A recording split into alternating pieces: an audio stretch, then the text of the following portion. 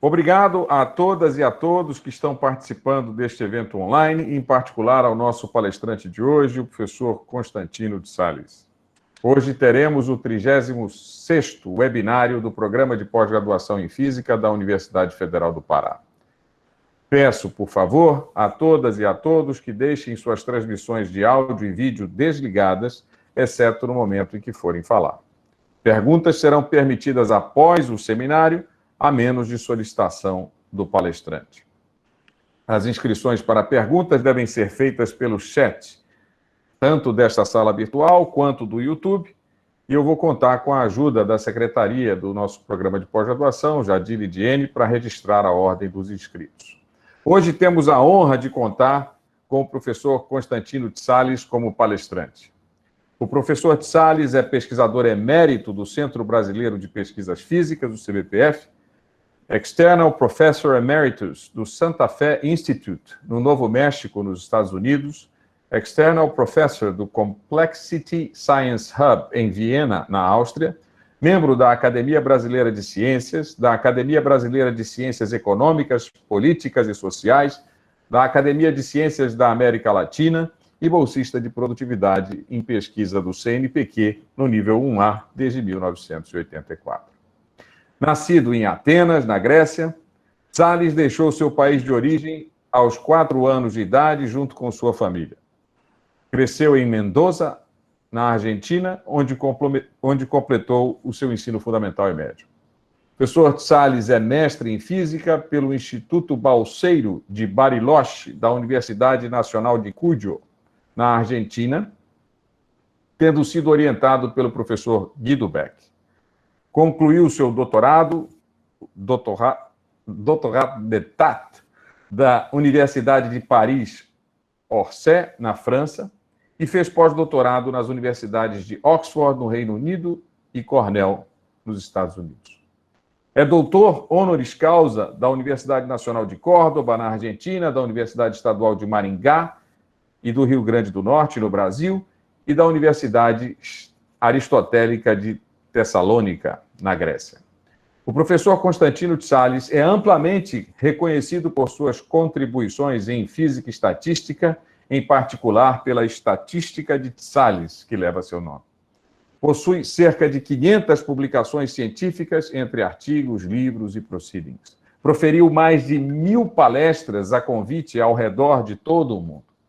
Seu artigo, publicado em 1988, denominado Possible Generalization of Boltzmann-Gibbs Statistics, no Journal of Statistical Physics, é o artigo exclusivamente brasileiro mais citado em todas as áreas, desde o cômputo em 1945, com cerca de 6.000 citações na Web of Science e 9.000 citações no Google Scholar. No Brasil e no exterior, Sales recebeu inúmeros prêmios e reconhecimentos, incluindo o Prêmio México de Ciência e Tecnologia, em 2003, dado pela Presidência da República do México, a Comenda da Ordem do Mérito Científico, dada pela Presidência da República em 2005. Em 2007, o Prêmio Professor Ugur Tirnakli, por suas contribuições em mecânica estatística, dado pela Presidência da Turquia. O Prêmio Tamas Sandorbiro, dado pela Presidência da Hungria em 2012. O Prêmio Aristio, em Ciências Exatas e Naturais, outorgado pela Academia de Atenas em 2012, na Grécia. Em 2013, o Prêmio Professor Bulut Tribesh, por suas contribuições em mecânica estatística não extensiva na física de plasmas, na Argélia. O professor Sales esteve presencialmente na UFPA no ano de 2012, durante a 5ª Semana Acadêmica de Física José Maria Filado Bassalo, quando ministrou o seminário Sistemas Complexos e o minicurso Mecânica Estatística de Boltzmann-Gibbs e sua generalização não extensiva e suas aplicações.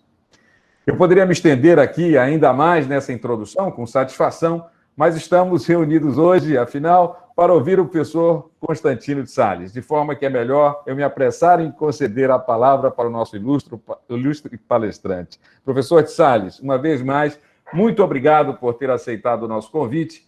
A audiência é sua. Muito obrigado, Crispino, e toda a equipe lá em Belém do Pará, por estas iniciativas de continuar com a pesquisa, com a ciência, com o ensino, apesar desse terrível vírus que está dando voltas por aí. Eu não vejo vocês, espero pelo menos que vocês me vejam. Então, eu vou falar de entropias não aditivas e, em algum momento, eu vou falar de redes complexas. Mas eu quero fazer uma breve introdução antes. Quais são os pilares da física teórica contemporânea? E, naturalmente, da física experimental, que vai acoplada. É a mecânica de Newton, o eletromagnetismo de Maxwell, a relatividade especial de Einstein, que generaliza a mecânica de Newton quando as velocidades se aproximam à velocidade da luz. A mecânica quântica, que generaliza numa outra dimensão, a mecânica de Newton, quando as massas são muito pequenas, tais como a massa de um elétron. E, finalmente, a mecânica estatística de Boltzmann-Gibbs, que é uma mistura das 4 precedentes, mais teoria de probabilidades. E é neste quadro que, num certo limite importantíssimo, aparece a termodinâmica ou termodinâmica clássica. É em torno desses 5 pilares que é construída a física contemporânea. Mas quero chamar a atenção sobre um ponto. Nos livros textos de mecânica quântica, vocês vão encontrar 5 exercícios sempre. O poço quadrado, o oscilador harmônico, o rotor rígido, o spin 1/2 em campo magnético e, de certa maneira, a rainha da mecânica quântica, pois foi com ela que Bohr começou a elaborar quantitativamente a mecânica quântica, que é o átomo de hidrogênio não ionizado. Tudo isso está em praticamente qualquer livro de mecânica quântica. Agora, abram um livro de mecânica estatística. Vocês vão encontrar os 4 primeiros e não vão encontrar o 5º. Por quê? Porque, na verdade, a função de partição do átomo de hidrogênio não ionizado na mecânica estatística de Boltzmann-Gibbs diverge. E como a função de partição diverge, não é possível calcular nenhuma função, nenhuma propriedade termodinâmica, como calor específico, suscetibilidade magnética, elétrica, etc. Ele simplesmente está ausente dos textos de mecânica estatística de Boltzmann-Gibbs. Lamentavelmente, está ausente também a explicação de por que esse caso tão importante não está no livro. São muito raros os livros de mecânica estatística que chamam a atenção sobre esta brilhante ausência. O que eu vou falar hoje está diretamente relacionado com este caso. Então, aqui eu cito umas palavras de Enrico Fermi, no seu livro Termodinâmica, de 1936, e ele diz que a entropia de um sistema composto de várias partes é muito frequentemente igual à soma das entropias das partes. Um homem inteligente como Enrico Fermi não colocaria muito frequentemente por acaso. E seguramente ele tem algum contraexemplo na cabeça dele, ele tem alguma coisa que não segue a rotina dos sistemas tradicionais de termodinâmica. Então, ele diz, essas condições não são muito óbvias e, em alguns casos, podem não ser satisfeitas. Quando isto acontece, isto pode ter um papel considerável. É desta situação que vamos falar. Aqui vocês têm uma tabela de entropias. Nesta linha, vocês têm a entropia de Boltzmann, Gibbs, von Neumann, Shannon, como gostam de chamar os engenheiros. Von Neumann é a versão quântica da entropia de Boltzmann-Gibbs. E aqui vocês têm a sua forma mais simples, discreta, menos soma de PI, logaritmo de PI, onde PI são probabilidades, portanto, a soma das PIs é igual a 1. E quando todas as probabilidades são iguais, vocês têm a famosa fórmula que está no túmulo de Boltzmann, no cemitério central em Viena. Aqui, eu vou falar de uma generalização da anterior, e vocês observam que tem um índice a mais, tem uma letra nova aqui, Q. Então, quando nesta linha vocês pegam Q tendendo para 1, recuperam a linha anterior. Portanto, não estou falando de uma alternativa, estou falando de uma generalização, pois contém o caso tradicional de Boltzmann-Gibbs como caso particular. Agora, tem 1000 maneiras de generalizar P logaritmo de P. Esta é uma dessas 1000. Por que esta em particular? Bom, aí é uma longa história sobre a qual não vou me estender no momento, mas esta expressão e esta expressão têm muitas propriedades em comum, com cavidade, extensividade, estabilidade de Lesch e muitas outras. Mas claro que tem que ter alguma diferença, porque a única expressão entrópica que tem todas e somente elas as propriedades de P logaritmo P é P logaritmo P. E você não generalizou. Então, na hora que você generaliza, você vai necessariamente violar alguma das propriedades da expressão que você está generalizando. A que vamos violar é a aditividade, e vou voltar sobre isso. A fórmula de Boltzmann-Gibbs é aditiva, esta fórmula é não aditiva. Bom, a tabela que acabo de mostrar pode ser mostrada de uma maneira mais compacta, utilizando o Q logaritmo de x, definido desta maneira, e quando você pega Q tendendo para 1, você recupera o logaritmo tradicional, logaritmo neperiano de x. A função inversa é a Q exponencial, dada por esta expressão, e quando você pega Q tendendo para 1, você recupera a exponencial tradicional. Eu vou me referir em vários momentos a estas funções, porque elas condensam de maneira muito agradável muitas expressões. Então, nesta linguagem, a tabela que vocês acabam de ver pode ser escrita de uma maneira mais elegante, mais compacta. Log, log, que log, que log. E um matemático disse numa ocasião, bem representado, meio resolvido. Então, é muito bom representar as coisas de uma maneira confortável, de modo que você possa caminhar mais facilmente ao longo do que você está trabalhando. É desse tipo a nomenclatura de Bra e Ketz, de Dirac, para a mecânica quântica. Bom, e agora vamos a essas duas palavras muito importantes, aditividade e extensividade. Então, a aditividade eu vou pegar do livro de Oliver Penrose, que é o irmão de Roger Penrose, que recebeu o Prêmio Nobel recentemente, Foundations of Statistical Mechanics, de 1970.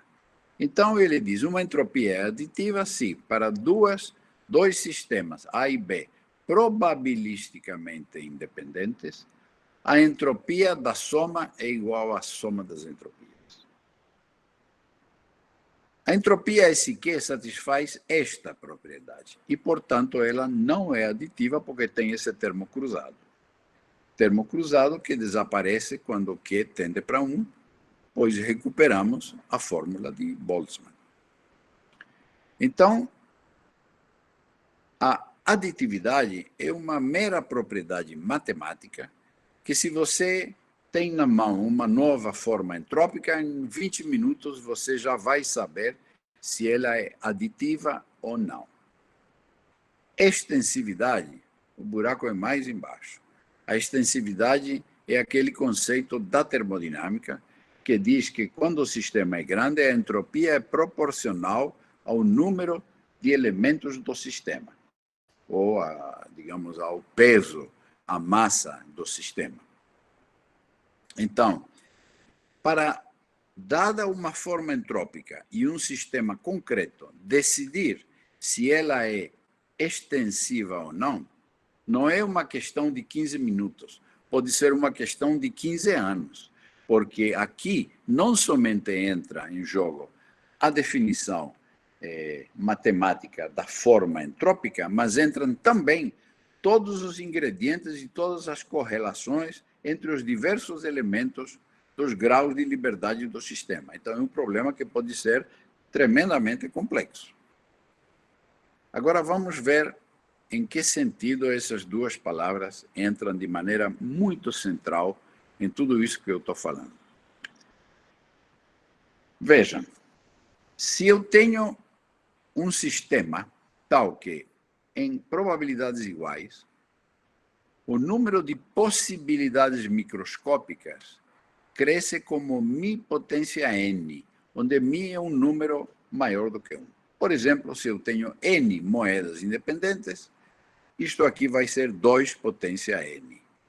Então, se eu tenho este tipo de situação, eu tenho que usar a entropia de Boltzmann-Gibbs, porque, aplicando a fórmula de Boltzmann-Gibbs, ele é proporcional a n. O logaritmo disto, o n desce na frente, e esta expressão é proporcional a n, portanto, é extensiva. Portanto, satisfaz a termodinâmica. Então, está perfeito.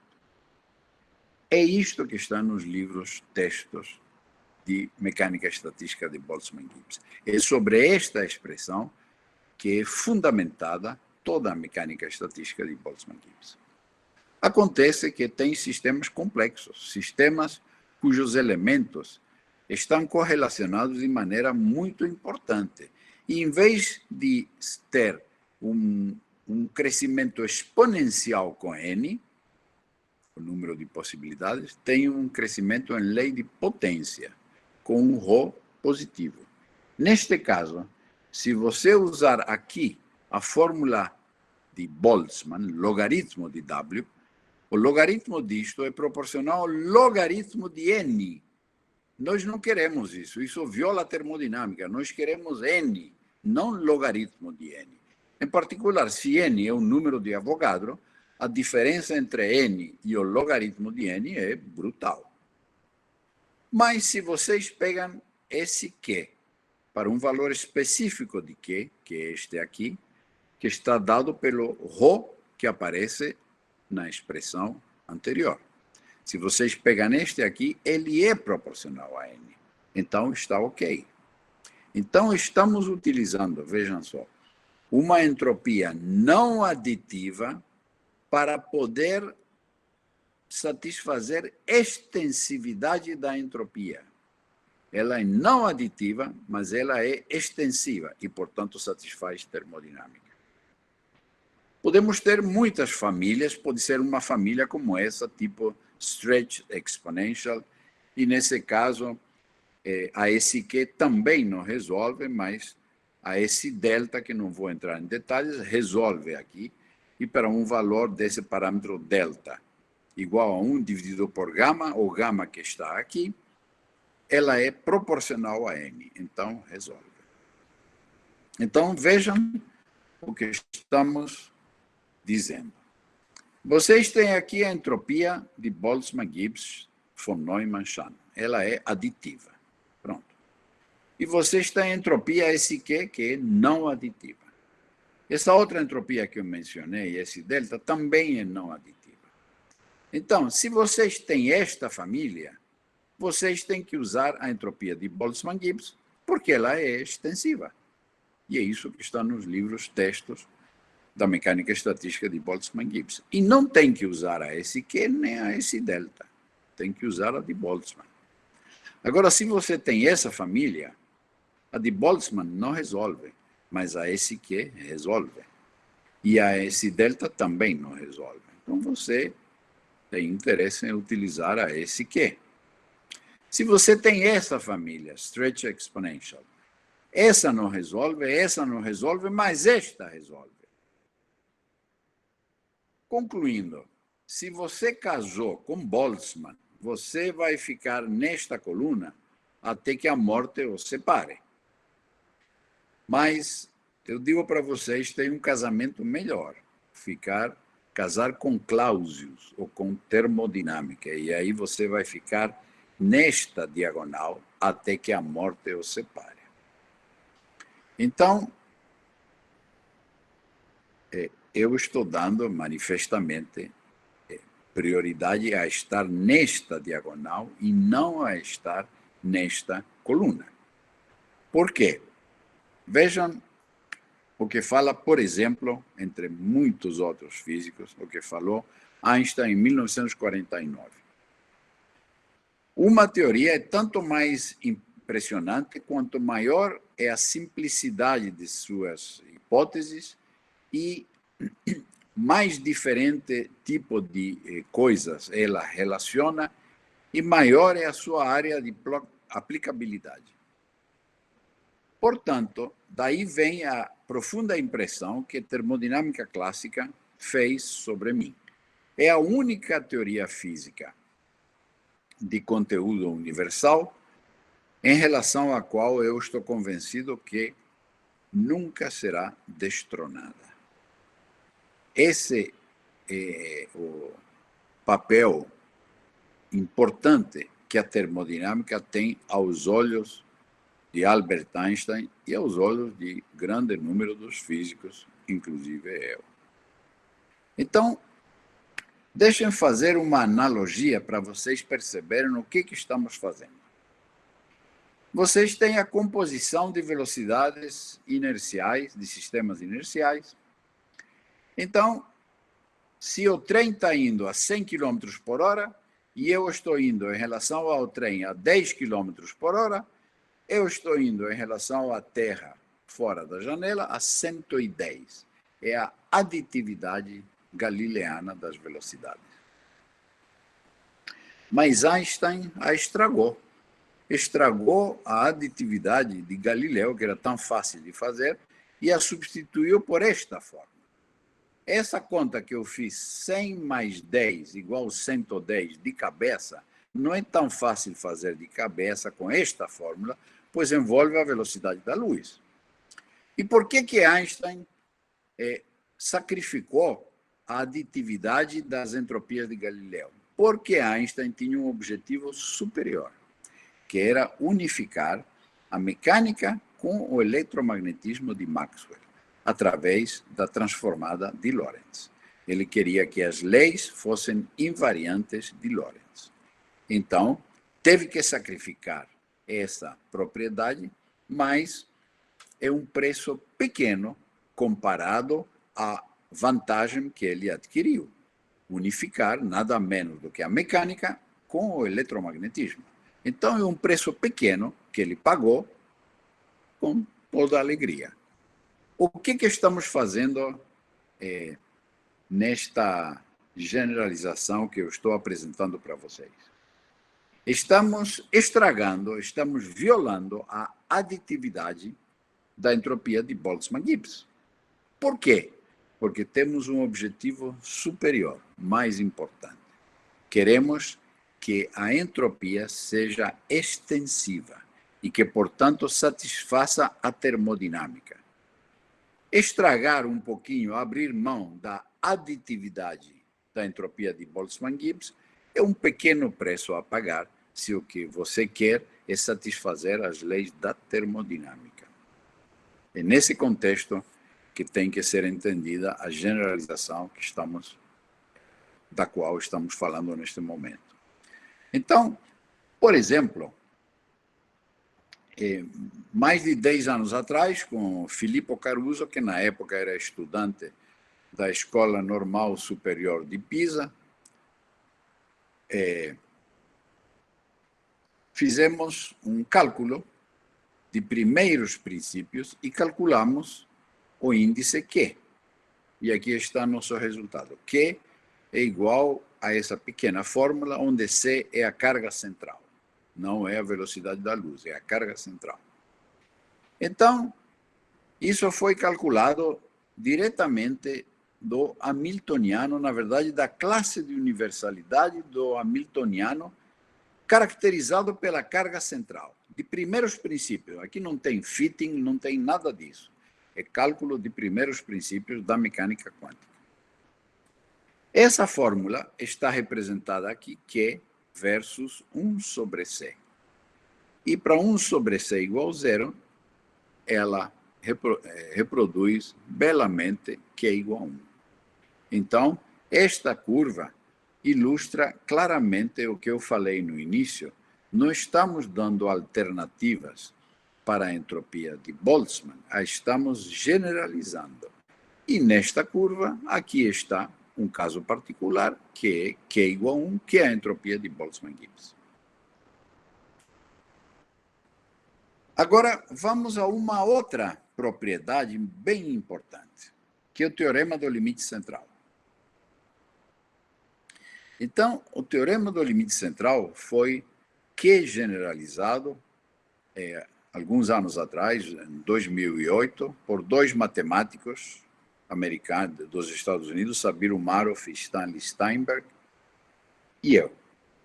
E também generalizamos o teorema de Lévy-Gnedienko, que tem as distribuições de Lévy, com os mesmos coautores, mas o mítico Murray Gell-Mann, que infelizmente faleceu um par de anos atrás, ganhou o prêmio Nobel pelos seus trabalhos em partículas elementares e, entre outras coisas, ele cunhou a palavra quark para os quarks.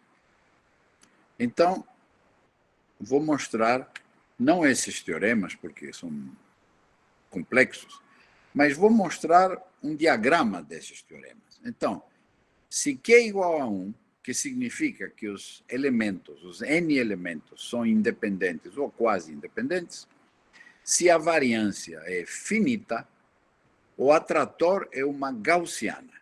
Esse é o famoso teorema central, do limite central, chamado central porque é o teorema mais importante de teoria de probabilidades. E é a razão pela qual a natureza está cheia de gaussianas. Porque não interessa nos detalhes, só interessa se os elementos são relativamente independentes, fracamente dependentes, quer dizer, são quase independentes, e a variância é finita. Então, o atrator é isso. Por isso, tem gaussianas quando um perfume se propaga no ar, quando o açúcar se mistura no café, quando tem movimento browniano nas mais variadas situações, está cheio de gaussiana. Sempre para Q igual a 1 tem um outro teorema, que é quando a variância diverge. Neste caso, o atrator não é uma gaussiana, é a distribuição de Lévy. Esses dois teoremas estão em qualquer bom livro de teoria de probabilidades. O que nós fizemos com esses matemáticos e com Gell-Mann foi estas duas que generalizam as anteriores. Então, em particular, esta aqui são Q gaussianas, que são Q exponenciais de menos x quadrado, que generalizam as gaussianas, que são exponenciais de menos x quadrado. Então, o fato que as Q gaussianas são atratores significa que há muitas gaussianas na natureza, deveremos achar muitas Q gaussianas também, pois são atratores. E é a essa parte que eu vou me dedicar no que segue. Então,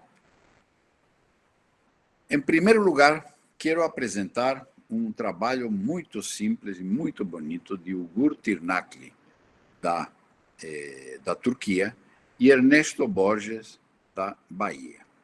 Então, eles consideraram o famoso Standard Map, que é um mapa bidimensional, x e p, e tem um parâmetro externo k, e você itera. Você parte de um xp, itera encontra no instante posterior, itera de novo e vai iterando, e ele vai andando no espaço de fases, que é x e p, um espaço bidimensional. Esse Standard Map tem sido utilizado em muitas coisas em física, e o que tem de peculiar é que ele preserva a área elementar é preservada ao longo da evolução. É como se fosse um pequeno hamiltoniano.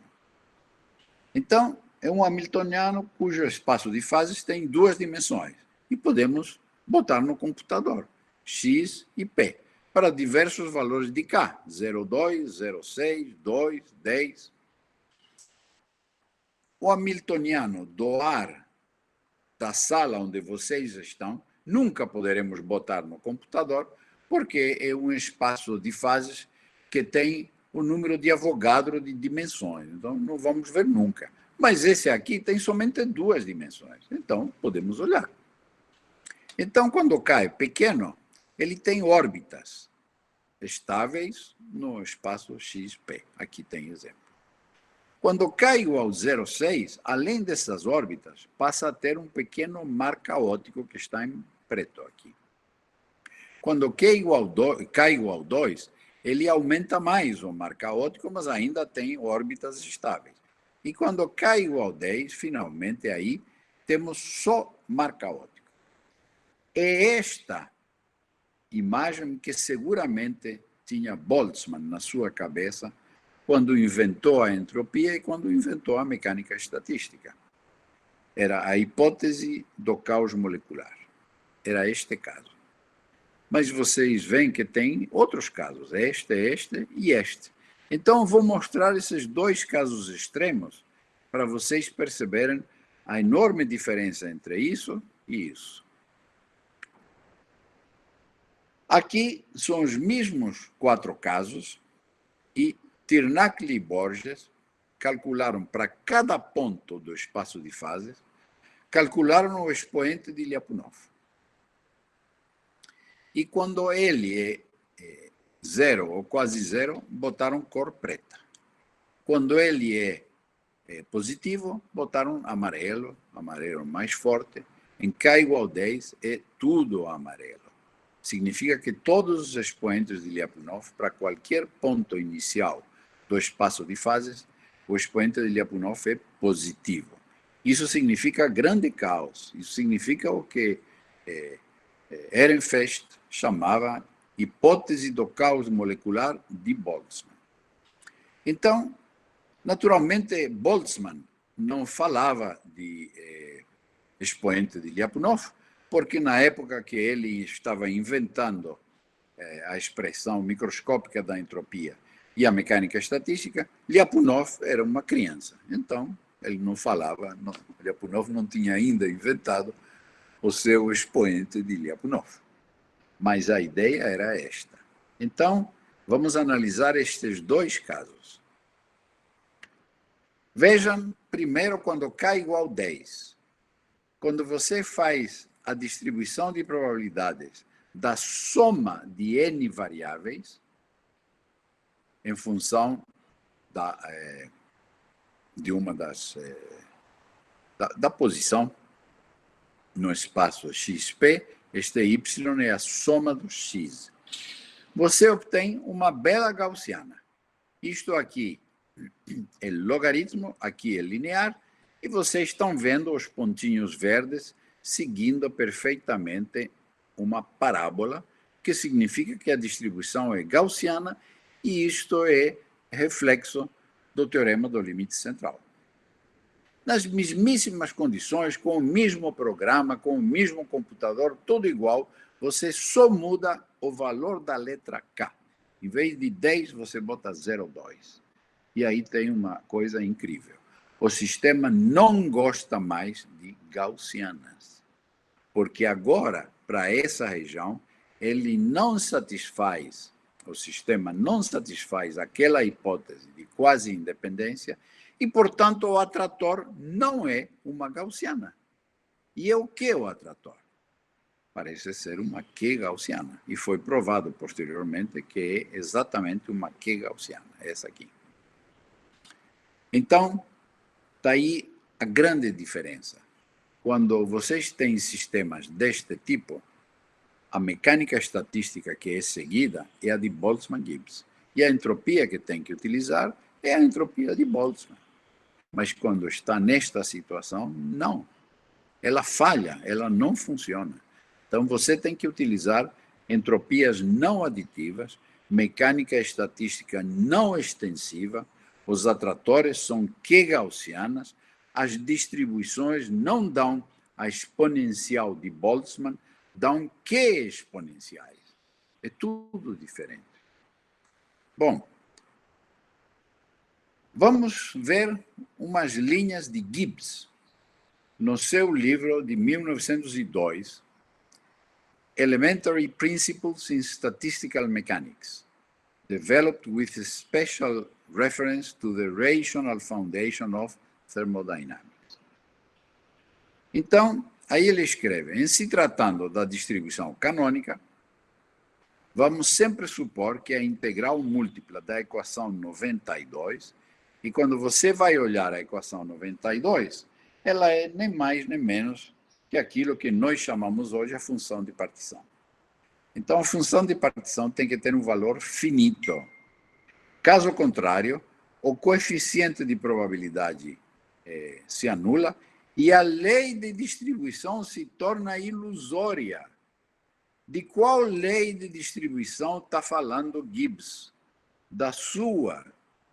Gibbs está consciente que se a função de partição diverge, a lei de probabilidades de Boltzmann-Gibbs, o famoso peso de Boltzmann, o peso de Gibbs, o peso de Boltzmann-Gibbs, não existe, é ilusório.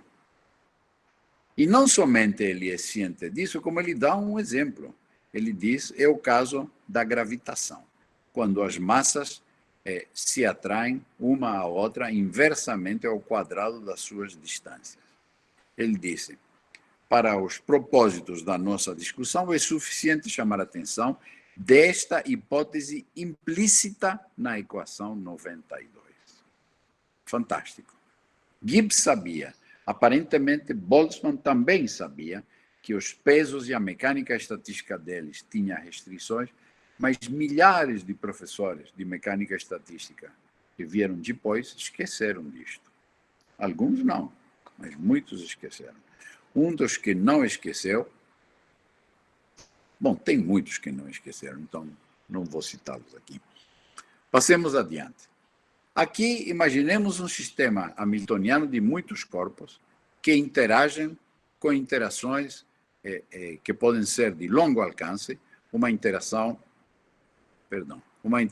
atrativa, por isso o A é positivo, e esse alfa caracteriza o alcance da interação. Esse alfa é um número positivo.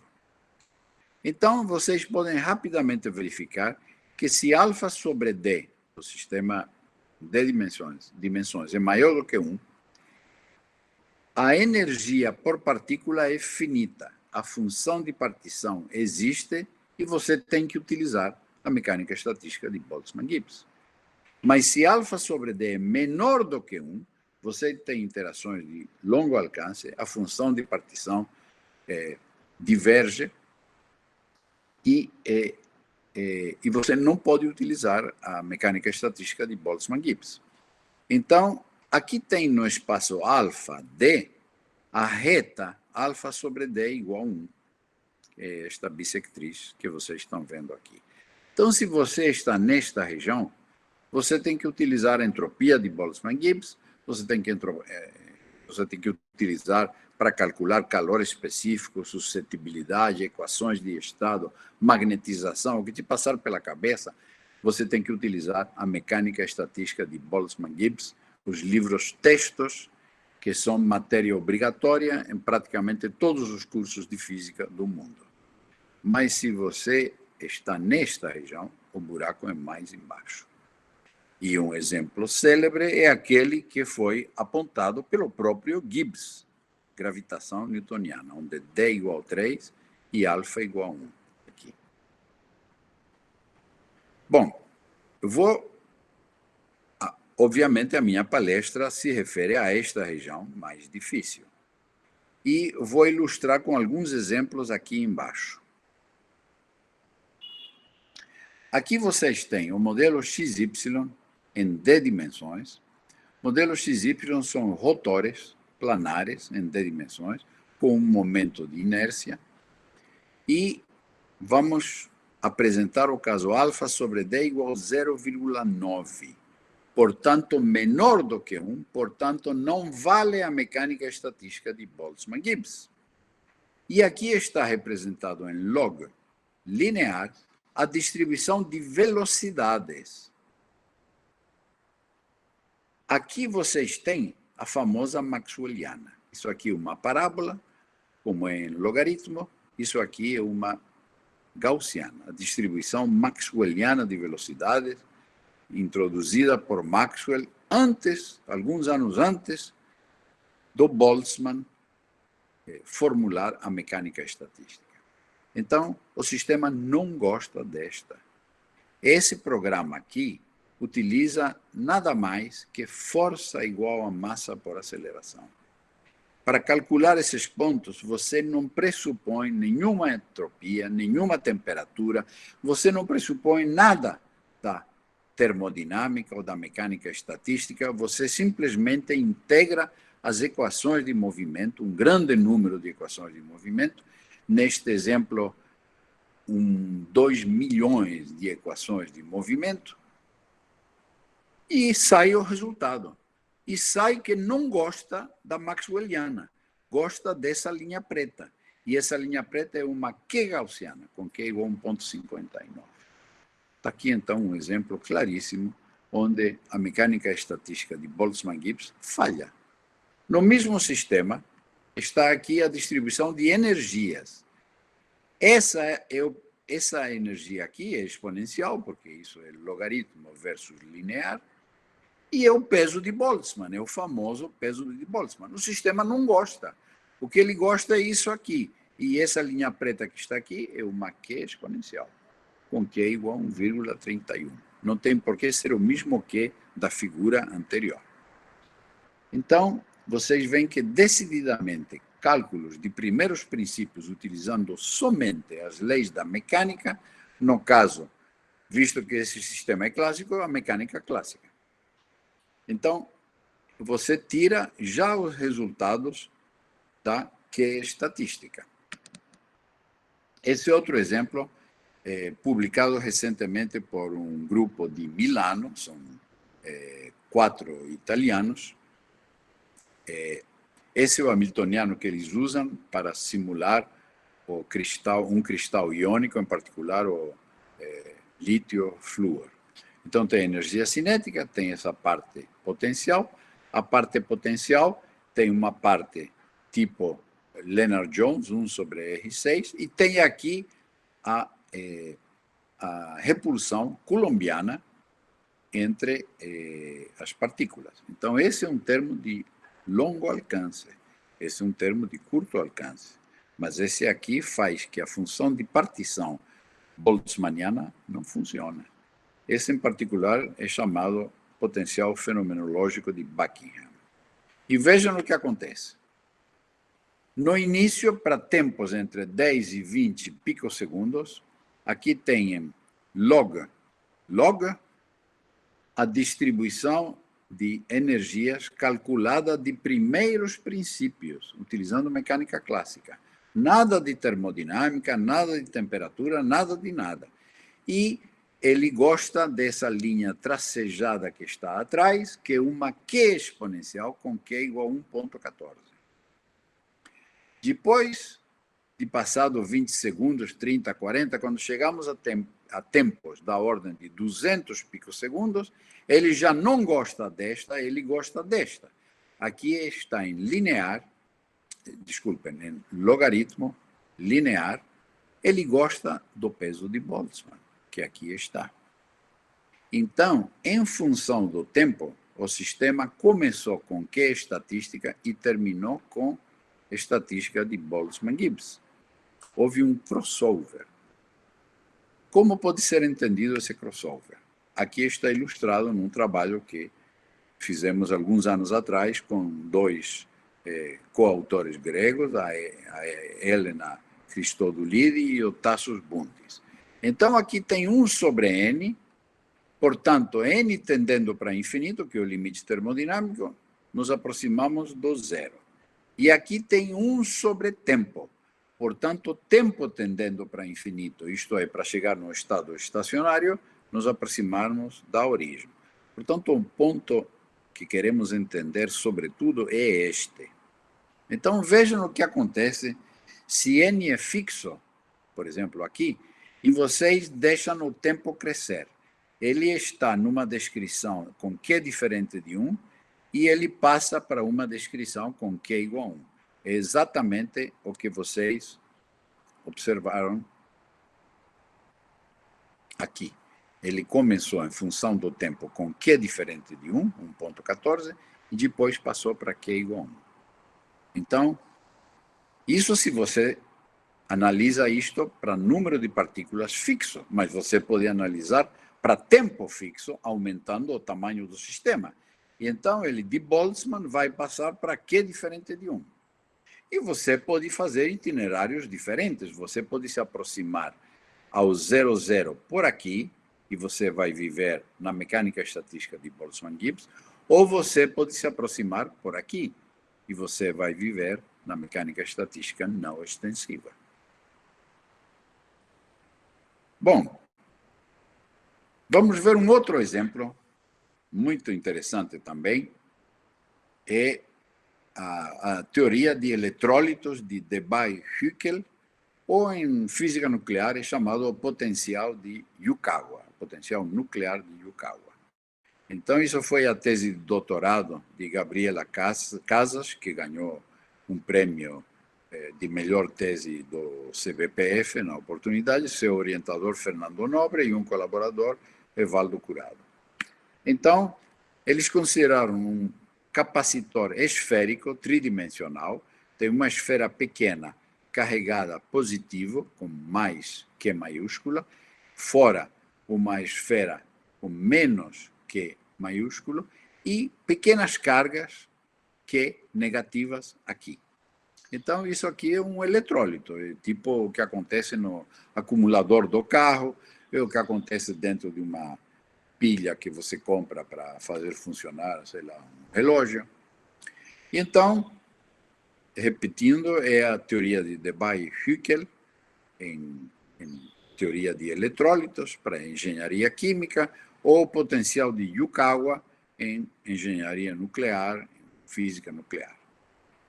E de primeiros princípios, novamente, devido ao fato que aqui é um coloide muito amortecido, super amortecido, aqui vocês têm em log linear a densidade de carga do centro para lá. E ela é esta linha. A teoria tradicional de Boltzmann-Gibbs dá esta linha. Dá um decaimento exponencial multiplicando 1 sobre R.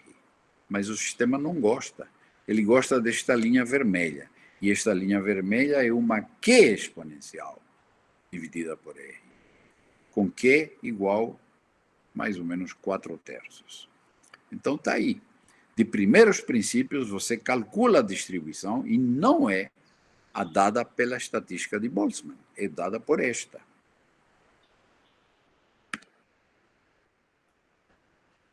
Vamos ver aplicações em redes ópticas, átomos frios em redes ópticas dissipativas, com vários lasers, tipicamente 6 lasers, 2, 2 e 2, e aqui tem o sistema de átomos muito frios.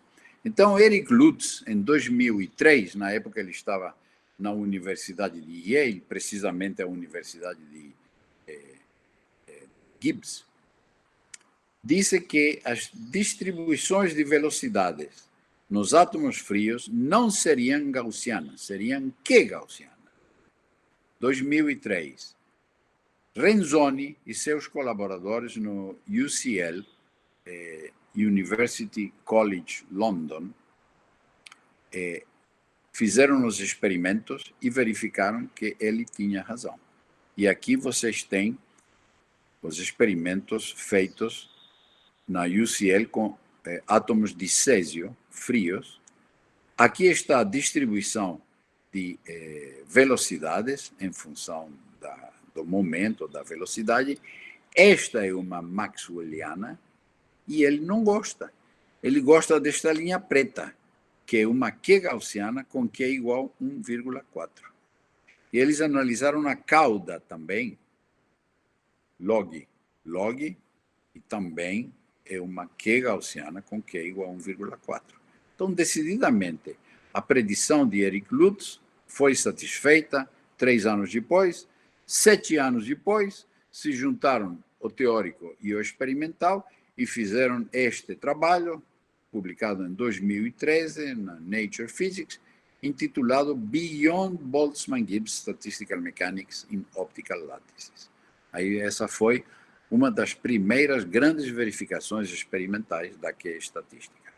Porque o que eu mostrei antes, por exemplo, são verificações computacionais, ou esta, muito importantes, mas a última palavra em física é dos experimentos. Então, essa foi uma importante verificação experimental da Q estatística. Vejamos um outro exemplo, também muito interessante, feito por uma equipe francesa de Grenoble, Gaël Combe, esses aqui, incluindo o Albens Atman, de Minas Gerais. Então, 20 anos antes, de 2015, 1996, um holandês, Dirk Jan Boukman, e eu publicamos uma predição que em sistemas deste tipo, as distribuições das flutuações não seriam gaussianas, mas seriam Q-gaussianas. A difusão seria anômala e a letra Q estaria relacionada com uma formulinha simples que vou mostrar já já com a difusão anômala. Então, eles verificaram nesse tipo de sistema que aqui está, é uma máquina que tem assim uns 2 metros por 2 metros e ele, ao longo do experimento, vai fazendo assim. E os grãos que estão lá dentro ficam fazendo turbulência e eles têm aqui uma filmadora de uma precisão escandalosa e filmam tudo e depois analisam os dados da filmagem. E eles encontraram as distribuições de probabilidade Q-gaussianas. Aqui tem 2 exemplos, em log, para 2 valores experimentais desse parâmetro, 10 a menos 4, 10 a menos 1, e acharam valores de Q. E aqui vocês têm a curva de Q em função desse parâmetro experimental que aqui está. Então, obtiveram isso aqui, e a prolongação disso vai parar nesse canto, quando esse parâmetro experimental vale 0, Q vale 1, e você está reproduzindo o movimento browniano, que já é conhecido desde Einstein, em 1905. No mesmo experimento, eles calcularam o alfa, o expoente da difusão anômala. E então encontraram alfa em função do mesmo parâmetro experimental. E aqui tem o alfa maior do que 1, e se você prolonga isso até o valor experimental igual a 0, você encontra alfa igual a 1, que é a marca do movimento browniano com alfa igual a 1, é Einstein, 1905, o famoso paper sobre o movimento browniano de Einstein. Então, nesse único experimento, eles têm o valor de alfa nesta curva e o valor de Q nesta curva. E então, calcularam alfa dividido por isso, que é a predição que tínhamos feito com Dirk Jan Boukman em 1996. Repito, esse experimento foi feito 19 anos depois. Tem que ter paciência, às vezes, em ciência. Não se resolvem as coisas em 2 meses, 3 meses, nem sempre, não. Visto o que está acontecendo com a pandemia. Mas então, esta razão tinha que ser igual a 1, e ela é. Está aqui o resultado experimental, numa variação experimental grande, eles obtiveram, numa discrepância de 2%, a mais ou a menos, a predição que tínhamos feito com Buchmann 19 anos antes. Esse trabalho experimental chamou tanto a atenção que foi escolhido pelos editores como Editor's Suggestion do Physical Review Letters. Mudemos de área e vou dizer algumas palavras. Deixem ver que horas são. Vou dizer 2 palavras sobre as redes complexas. Então, tem esse trabalho que apareceu um par de meses atrás com pessoas de Natal e eu próprio. E então são redes chamadas invariantes por escala, podem ser redes de computadores, podem ser redes de várias coisas, de coautorias, podem ser redes de voos aéreos, podem ser redes ecológicas, de alimentação, enfim. A natureza, o mundo atual está cheio de redes desse tipo e não vou entrar em detalhes, mas conseguimos fazer uma conexão pela primeira vez entre a Q-estatística com uma distribuição de energias de larguras W, conseguimos fazer a conexão com as redes invariantes por escala. Deixem somente apontar os ingredientes mais importantes. Aqui vocês têm a rede, essa região aqui está amplificada nessa figura, então você tem um sítio, chegam para ele avenidas estreitas, largas, ruas finas, você faz a soma de todas essas larguras, dividido por 2, porque tem que dividir entre esse sítio e o outro sítio, a soma de todas as larguras e chama isso de energia.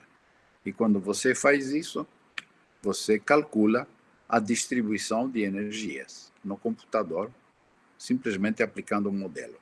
E você encontra figuras como esta, para diversas dimensões, diversos parâmetros ômega zero, diversos parâmetros alfa G, não defini, mas são diversos parâmetros que entram no modelo, diversos parâmetros eta, e uma vez obtido isso, você tenta de fitar com esta expressão, que é a generalização do fator de Boltzmann. Se você pega Q igual a 1 aqui, você obtém o famoso fator de Boltzmann-Gibbs. E tenta ver se essas curvas pertencem a este âmbito, e elas pertencem. Aqui estão, todas elas são fitadas com grande precisão por Q exponenciais, e aqui vocês têm Q em função de alfa dividido por D. Este alfa dividido por D é o alcance das interações, D é a dimensão, somente depende da razão, e Q está dado por esta curva, e, portanto, caracteriza a classe de universalidade da não aditividade entrópica, que é diferente de 1, salvo nessa região, onde reproduz o 1, e aqui tem valores variados. A mesma coisa acontece com o beta, sendo que beta é menos universal e depende de outros parâmetros também.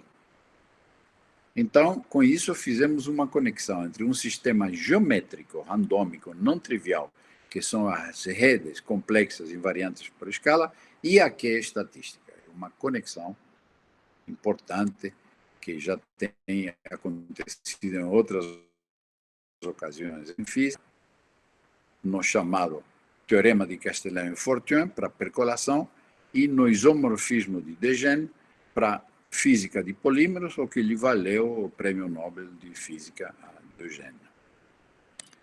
Então,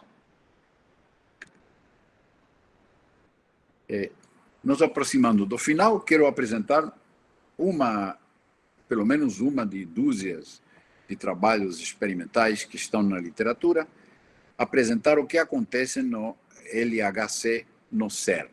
Então, aqui vocês têm o LHC, é um acelerador de partículas de 27 quilômetros de perímetro, e tem 4 grandes detetores, 1, 2, 3, 4, são estes 4 que estão aqui, e aqui em particular é o detetor ALICE, que me convidaram para visitar por ocasião que estavam fazendo um workshop sobre a que é estatística dentro do CERN.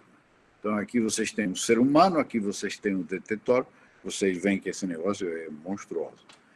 Me levaram lá embaixo, parecia um filme de James Bond, e me levaram na porta do detetor, que é essa coisa vermelha que vocês estão vendo aqui. E me perguntaram, diga aí qual é o peso desta porta. Aí eu olhei para a porta, uma porta tremenda lá, grossa. Digo, não sei, muitas toneladas. Mais do que a Torre Eiffel. Eu digo, o quê? Essa porta é mais pesada do que a Torre Eiffel de Paris e demora 2 dias para fechar. Aí eu pensei, pela madrugada, nunca vi uma porta dessas. Vocês poderiam me tirar uma fotografia? E me tiraram uma fotografia e aqui eu estou aí com essa incrível porta. Então, entre muitos experimentos, eu escolhi para mostrar para vocês esse aqui, que são as distribuições dos momentos transversais dos jatos hadrônicos que aparecem depois da colisão próton-próton.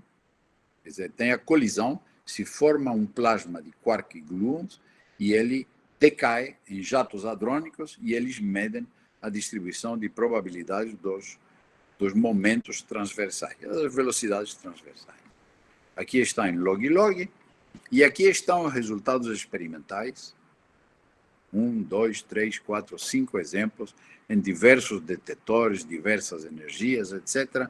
E todos eles estão perfeitamente reproduzidos por Q exponenciais, com Q da ordem de 1,15 e com temperaturas da ordem de 0,15, 0,13, que são as temperaturas associadas aos mesons que se pensam são importantes nessas curvas. Aqui tem várias coisas impressionantes. Uma delas é que vocês têm 14 décadas experimentais. No único experimento, vocês têm 14 décadas experimentais. Isso exibe o talento destas experimentais, que conseguem fazer uma precisão de 0,00014 zeros e depois vem um 1 num único experimento. A outra coisa impressionante é que é descrita de ponta a ponta por uma Q exponencial. E para que vocês vejam onde está Boltzmann, aqui está feito Q igual a 1. Então, Q igual a 1 é muito bom abaixo os momentos, coincide com a Q exponencial. Ele começa a ser ruim aqui, e aqui a expressão de Boltzmann, a mecânica estatística de Boltzmann, falha num fator milhão, num fator bilhão. Nessa parte aqui, chega a ser covardia colocar Q igual a 1, porque está tremendamente errado em relação aos dados experimentais, bem reproduzidos por Q diferente de 1.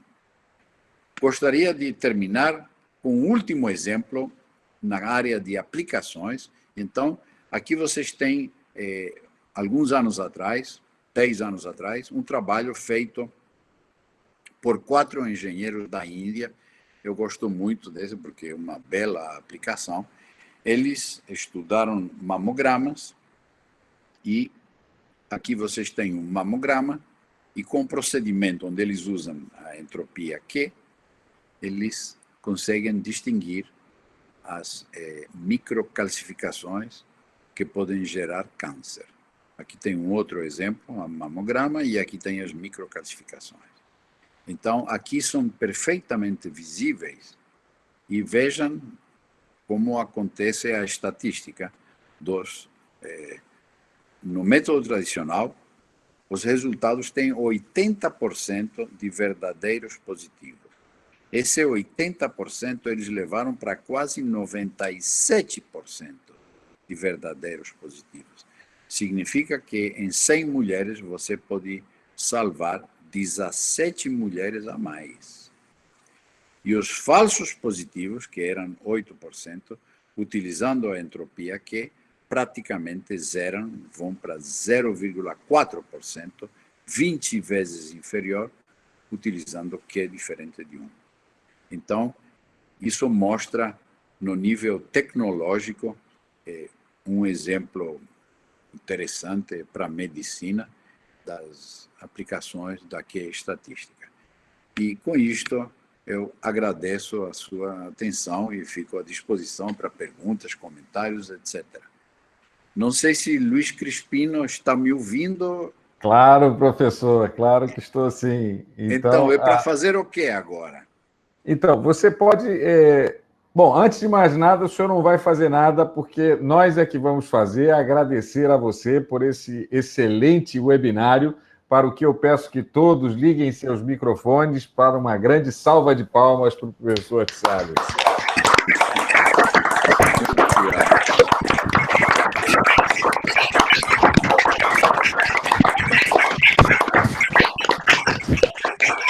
Muito obrigado. Bom, professor, se o senhor quiser ver as pessoas que estão lhe assistindo, o senhor só faz minimizar aí no amarelo, né?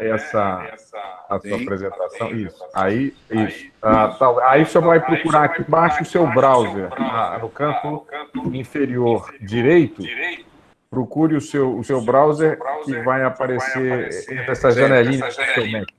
Olha o Nelson. Tudo bem, Nelson? Pronto, olha, aí você já está vendo e todo mundo. Antes de nós prosseguirmos, eu vou pedir a todos que desliguem seus microfones, porque está dando um certo eco. Nós já temos algumas perguntas, não é? Mas antes disso, me permita dar um panorama para o senhor da sua audiência. Então, o senhor teve aqui a maior parte do tempo, por volta de 100 pessoas lhe assistindo, não é? De 15 estados brasileiros, contemplando todas as regiões, norte, nordeste, centro-oeste, sudeste, sul.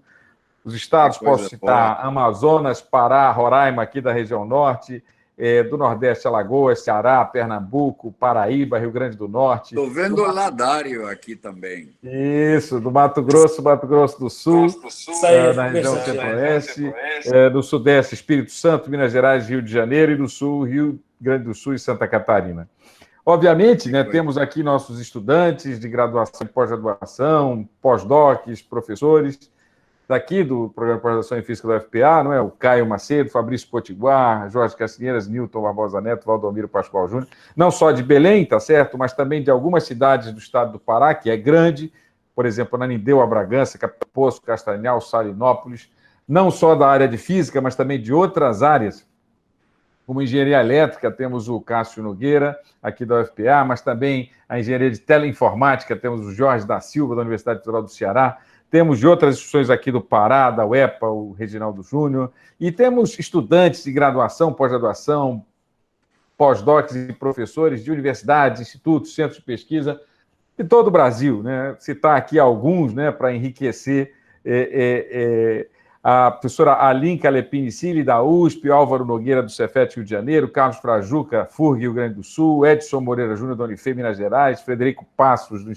Instituto Federal de Alagoas, Jorge da Silva, da Universidade Federal do Mato Grosso, José Guerra, da UFO, né, muita gente de Uberlândia, José Vera, de Lavras, também muita gente de Lavras, Ladário da Silva, da Universidade Federal Fluminense, juntamente com o Rodrigo Sobreiro e a professora Silvânia Carvalho, também da Universidade Federal Fluminense, o Marcos César de Oliveira, da Unicamp, a Nádia Magalhães, da Unifesp, de Adema, Nelson Studa, que você já reconheceu, da UFSCar, o Satiscuma Vies do Rio Grande, da Unirio, do Rio de Janeiro, e o Vanderberg Ferreira, lá do Ceará, né, Universidade Federal do Ceará.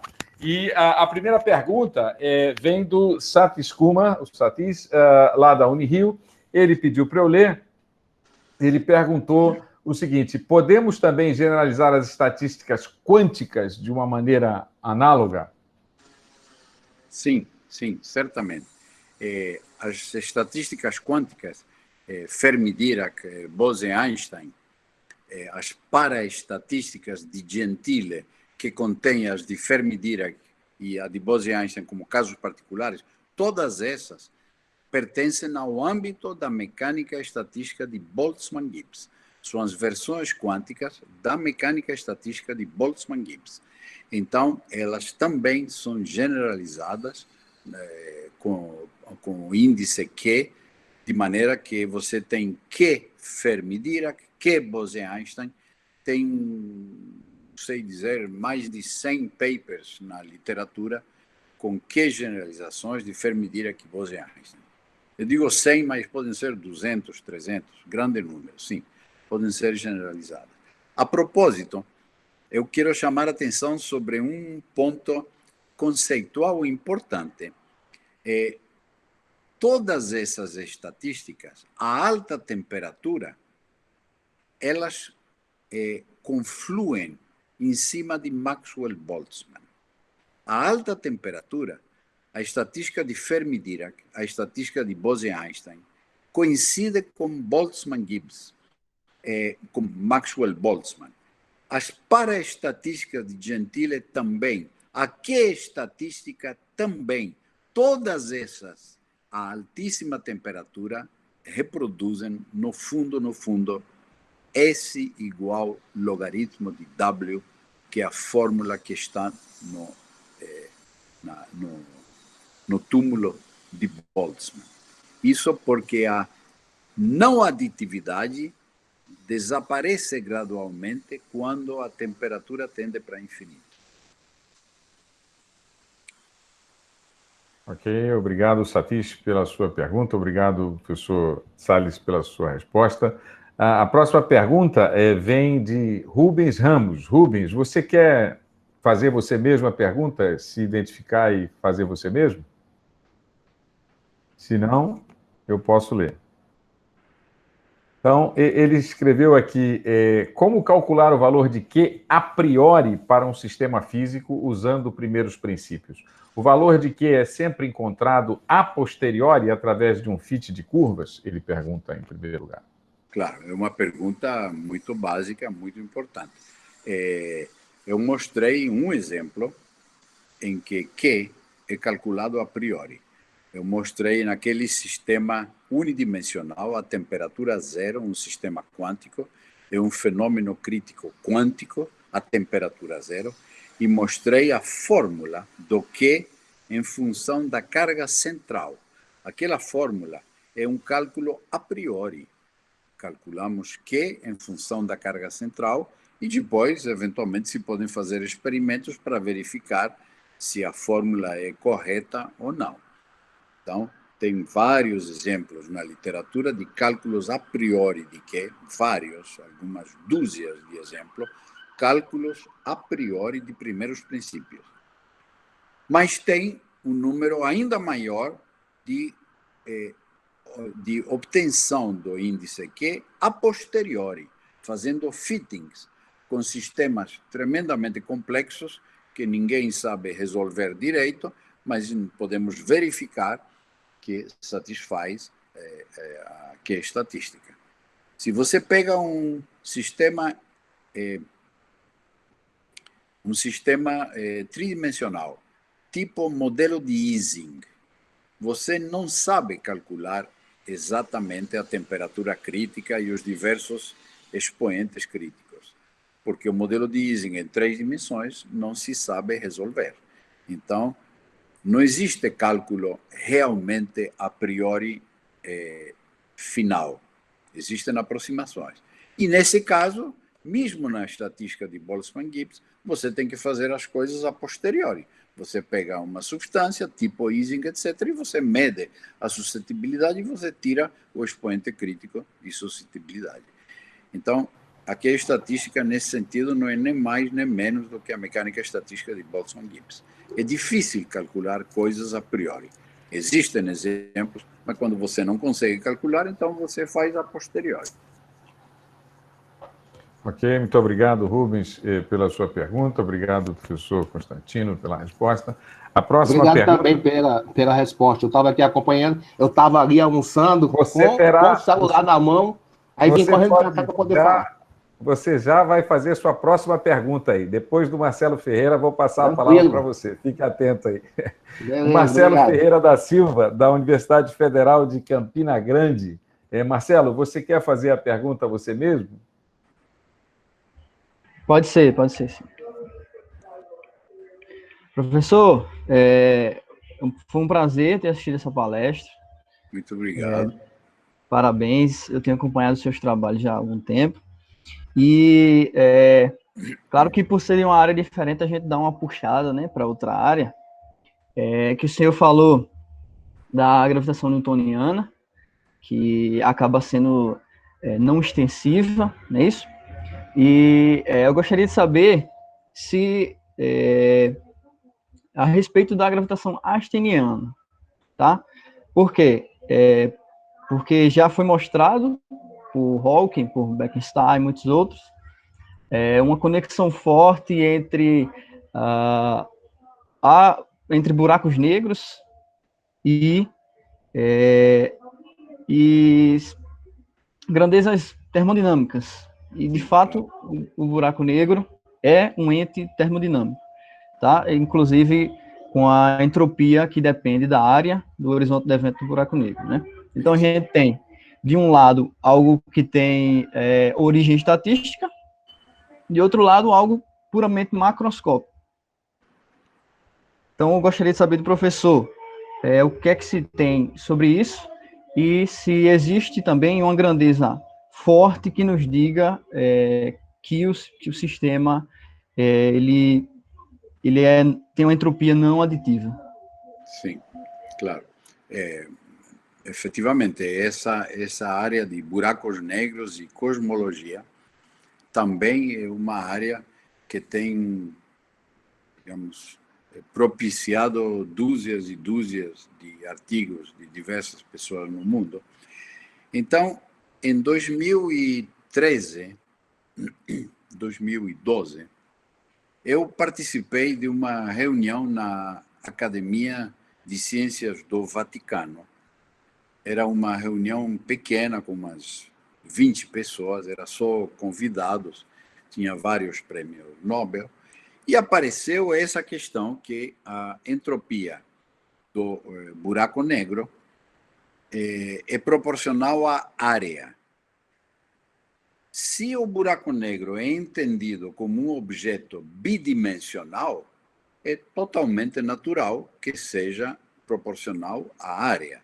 Acontece que muitas pessoas, especialistas nessa área, o consideram um objeto tridimensional. E se é tridimensional, a entropia tem que ser proporcional ao volume, não à área. E tinha lá várias palestras apresentando a entropia proporcional à área. Então, na parte das perguntas, eu levantei a mão e eu disse: mas me diz uma coisa, todos os físicos falam que a termodinâmica está jóia, a termodinâmica é aquela ciência tão geral, tão empírica, que nenhuma coisa pode violar a termodinâmica. Como você fica dizendo que o buraco negro é um objeto tridimensional e a sua entropia não é proporcional ao volume, mas é proporcional à área? Eu disse para ele: como você consegue dormir de noite? Viu? E depois nós conversamos muito com ele, é um professor muito ilustre do Imperial College, posteriormente me convidou a dar palestra no Imperial College sobre isso. O que é proporcional à área é a entropia de Boltzmann-Gibbs von Neumann. Essa é proporcional à área. Mas como o sistema é totalmente anômalo, não tem que usar a entropia de Boltzmann-Gibbs von Neumann, tem que utilizar uma entropia não aditiva adequada. E essa entropia não aditiva é proporcional ao volume. A última palavra, em teoria, é da termodinâmica. Você não pode violar a termodinâmica se não ter, a menos que você tenha uma razão seríssima. Não é o caso dos buracos negros nem de cosmologia. Então, o problema é a maneira de falar. A entropia do buraco negro é proporcional à área. Eu não falo assim, eu falo a entropia de Boltzmann-Gibbs do buraco negro é proporcional à área, não a entropia termodinâmica. Ela não pode ser a de Boltzmann-Gibbs porque viola a termodinâmica. Obrigado, Ok, professor. Marcelo. Muito obrigado pela pergunta. Professor Constantino, muito obrigado pela resposta. Na sequência, Rubens, se você quiser, agora você pode fazer a pergunta aí sobre o valor de Q universal. Tá. Vai em frente. Ok, bom dia. Então, é um prazer poder falar com o professor de Salles. Eu estava ali de boca cheia na outra pergunta e não pude falar. Então, agora eu vou fazer aqui a pergunta, que é a seguinte: a natureza gosta muito da função exponencial, né? Tem vários casos, inclusive na gaussiana, né? Mas tem algum valor de Q que aconteça com uma grande frequência? Tem algum valor de Q que tenha mais ou menos alguma universalidade em alguma área da física? Bem, tem Essa é a tem um pergunta. valor óbvio que é de grande importância, que é De igual a 1. que é igual a 1 não vale, né? Não, vale. Tem milhares de experimentos que são do âmbito da mecânica estatística de Boltzmann-Gibbs, a tal ponto que essa teoria se tornou um dos pilares da física contemporânea. Que é igual a 1, claro que vale. Mas vale onde vale. E tem regiões onde ele não vale. E eu mostrei nesse seminário vários Além de exemplos que onde ele não vale. E onde ele não vale, tem diversas situações que aparecem com Q maior do que 1, Q menor do que 1. Tem alguns valores que aparecem frequentemente, Q igual a 3 meios, Q igual a 5 terços.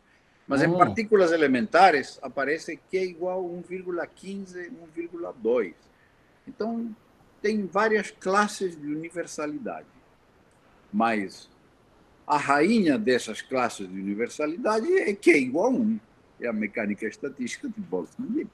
Eu acho que foi essa mesma pergunta dele, professor. Ele disse isso, né, que Q igual a 1 predomina e tal, mas entre essas outras, quais seriam as outras? E o senhor esclareceu muito bem. Muito obrigado. Muito obrigado, Rubens. Muito obrigado, obrigado professor. também a ambos. Obrigado a ambos. Imagina, vamos em frente. A próxima pergunta vem de uma prata da casa aqui, o professor Fabrício Potiguar. Fabrício, você quer fazer sua pergunta? Oi, bom dia, Crispino. Bom, posso fazer sim. Professor Constantino, bom dia. Bom dia. Foi realmente uma excelente palestra, como sempre. Sempre um prazer escutar o senhor falar aí dos seus Muito trabalhos. obrigado. É sempre bem interessante. A pergunta que eu tenho é naquela parte que o senhor falou sobre as redes complexas. A minha internet deu uma falhada na hora, eu não sei se o senhor chegou a falar sobre isso, mas eu vi que vocês definiram uma espécie da largura do link, né? Que chega no sítio e tal. Exatamente. Isso. E a partir dessa largura, vocês definiram uma espécie de energia. Eu digo espécie porque, de novo, foi mais ou menos o que eu consegui pegar da sua explicação. Sim. Então, assim, pensando numa rede como a internet, por exemplo, será que essa largura, eu não sei se o senhor falou isso, se tem uma interpretação desse tipo, era justamente isso que eu queria saber. Se essa largura, por exemplo, pode ser interpretada como o tráfego que chega, o tráfego entre dois sítios, por exemplo, né, que se conectam devido a algum tipo de transação. Claro. E dentro disso aí, se essa rede que vocês fizeram nesse trabalho, se ela é algum tipo especial, ou se é só uma rede aleatória, ou se é uma rede de small world, por exemplo, ou é alguma outra coisa especial? Bom, é uma rede específica que eu não tive tempo de definir, mas que está definida no paper que apareceu um par de meses atrás, no Scientific Reports do Nature. A largura, normalmente nessas redes de ligações, você se faz a pergunta, tem ligação ou não tem ligação? Quer dizer, 0 ou 1. Nós introduzimos larguras. Então, pode ser 0, 0,1, 0,5, 1, 3, 15, diversas larguras. A imagem que a gente utilizava entre nós, conversando, tem um prefeito de uma cidade a qual chegam diversos diversas estradas. Ele, para poder saber quanta eletricidade tem que colocar na região, quantos comércios, quantas lojas, quantos supermercados, ele tem que saber não somente quantas estradas chegam, mas se são grandes avenidas ou pequenas trilhas. Então, é a soma disso tudo que é de interesse para a prefeitura daquela cidade. É nesse espírito que nós introduzimos esse ômega, que são as larguras, tiradas de uma lei de probabilidades específica que está no paper, e mostramos que se você chama energia a soma dessas larguras, a distribuição de energias é exatamente a que aparece que é estatística com entropias não aditivas. Entendi. Ok. Assim, a ideia era se essa largura, né, podia servir como uma interpretação de tráfego, né? Mas tráfego que eu pensei foi especificamente na internet, mas tudo bem. Eu entendi.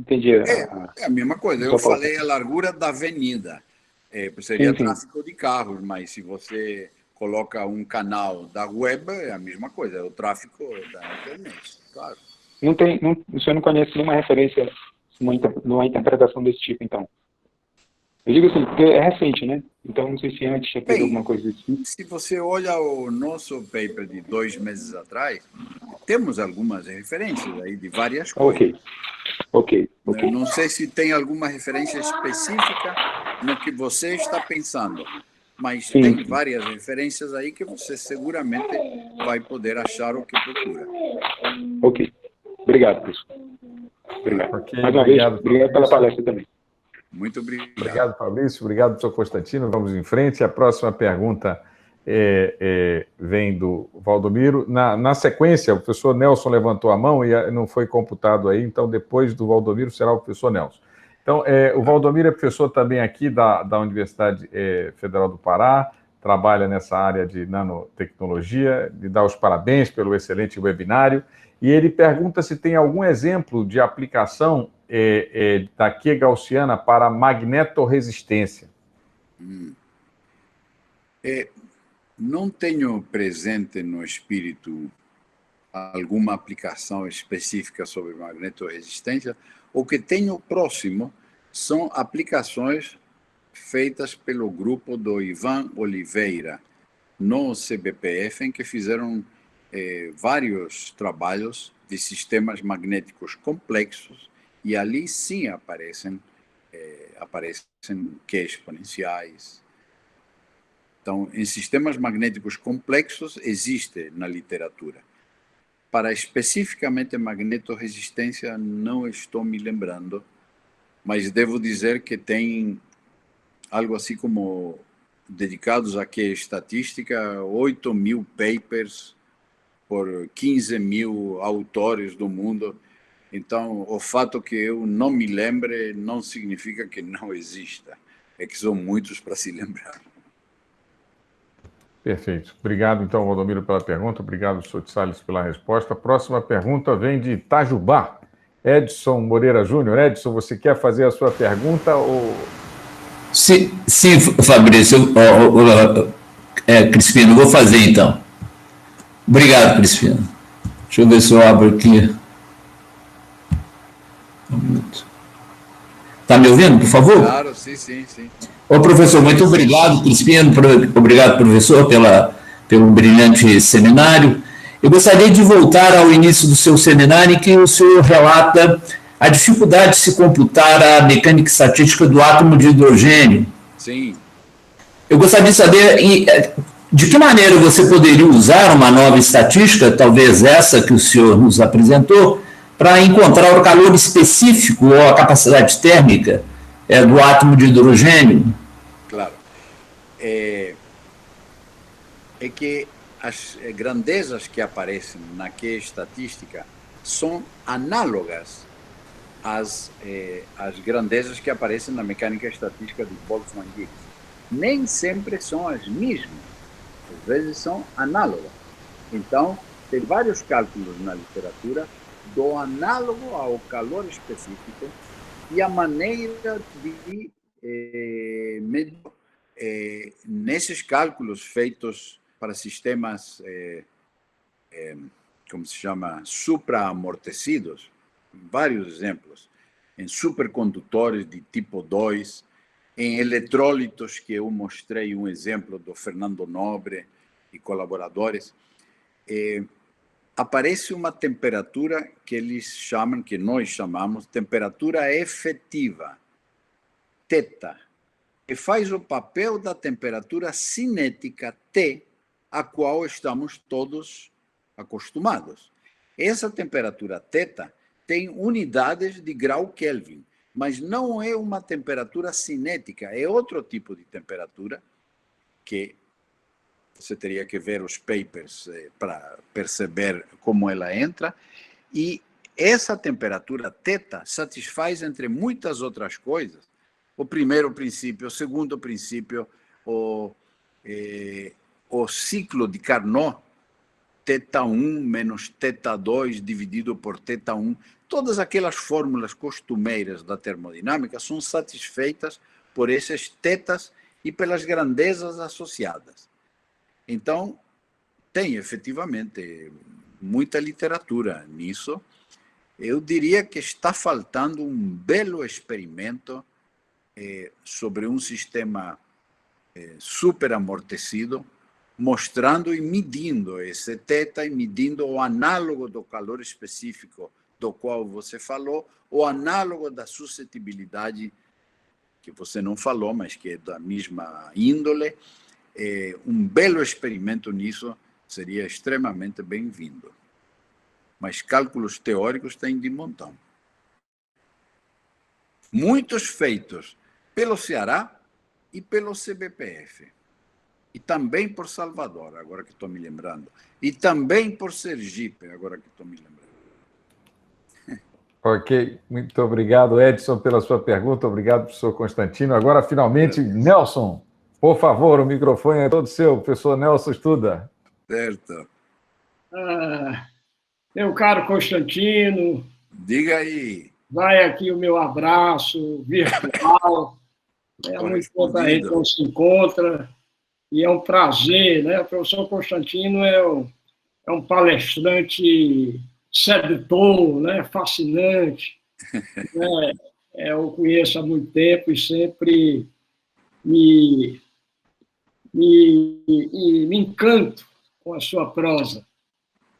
O que ele deixou de fazer, ou pelo menos eu não percebi, talvez seja um alto jabá que ele não quis exercer, que é o artigo recente que saiu no último número, uma edição especial sobre complexidade na física, em que ele faz uma bela revisão desse tema, tratando essa questão como uma questão complexa, e é realmente muito complexa. Nesse artigo, você dá um insight, mas não dá a resposta realmente, porque talvez ela não exista. Né? E aí eu quero o seu comentário. É que existem, pelo menos na literatura, eu conheço, você conhece mais do que eu, existem inúmeras estatísticas, do qual a sua é uma delas. E a questão que eu coloco é essa. Por que a sua dá mais, né, reproduz melhor os resultados experimentais, e se outras concorrentes também têm o sucesso que a sua tem obtido? Obrigado. Certo. Na verdade, tem muitas entropias não aditivas. Cada uma delas pode, em princípio, gerar uma estatística associada. Então, da Q-entropia só sai uma, que é a Q-estatística, ou, às vezes, é chamada mecânica estatística não extensiva. Só sai uma. Quando você diz que tem muitas, na verdade, tem muitas entropias não aditivas, e automaticamente tem várias mecânicas estatísticas. Mas se você procura encontrar exemplos onde elas se aplicam, curiosamente, nos casos experimentais ou computacionais, um grande número se refere, são satisfeitas pela entropia pela Q-entropia, da qual eu falei. É difícil achar exemplos das outras. Tem alguns. Encontrei para a entropia de Kaniadakis, encontrei um exemplo em economia. Tem, mas é muito frequentemente essa da qual eu estava falando. Aí você pode se perguntar, que foi a pergunta que está nas tuas palavras, o que ela teria de especial? Acontece que tem duas propriedades importantes das entropias. Uma delas é chamada ser da forma de traço, trace form. Então, uma entropia é trace form quando é a soma de uma certa função das probabilidades. Não o logaritmo da soma, não o exponencial da soma, a soma de uma função das probabilidades. As que são assim são chamadas trace form. E a outra propriedade muito importante é a composability, a composabilidade. Então, tem entropias que são composable, tem entropias que são não composable. Essa composabilidade tem um peso muito importante em termodinâmica, que tem a ver, se você me diz que comeu um bife de tantas gramas e um sorvete de tantas gramas, uma nutricionista é capaz de dizer quantas calorias você mandou para dentro. Ela não foi necessário ela saber carne de quanto, se estava meio crua, meio cozida, meio isso, meio aquilo, qual é o hamiltoniano, não precisa nada disso. Ela faz a composição das entropias macroscópicas com fórmulas simples. No caso da nutricionista, a soma. 100 calorias pelo bife, mais 100 calorias pelo sorvete, 200 calorias em total. Isso é composability. Alguns anos atrás, um físico e um matemático espanhóis de Madrid provaram que a única que é trace form e composable simultaneamente é a SQ. E, portanto, a de Boltzmann também, porque SQ contém a de Boltzmann quando Q vale 1.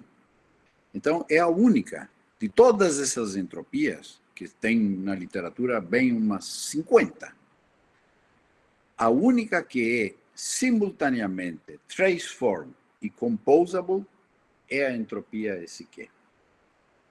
São duas propriedades muito importantes. Uma tem a ver com termodinâmica e a trace form tem a ver com outras coisas importantes que neste momento estamos estudando com Ernesto Borges de Salvador. Então, a SQ tem essas duas propriedades. Talvez seja por isso que aparece tão frequentemente na natureza e nas aplicações. Mas não sei te dizer muito mais além disso. Ela aparece muito mais do que as outras. Obrigado, Constantino. Um grande abraço. Tchau, Nelson. Muito obrigado, professor Nelson, pela sua pergunta. Muito obrigado, professor Constantino, pela sua resposta. A próxima pergunta vem do Rafael Pacheco Cardoso. Rafael, você quer fazer a pergunta você mesmo ou prefere que eu leia?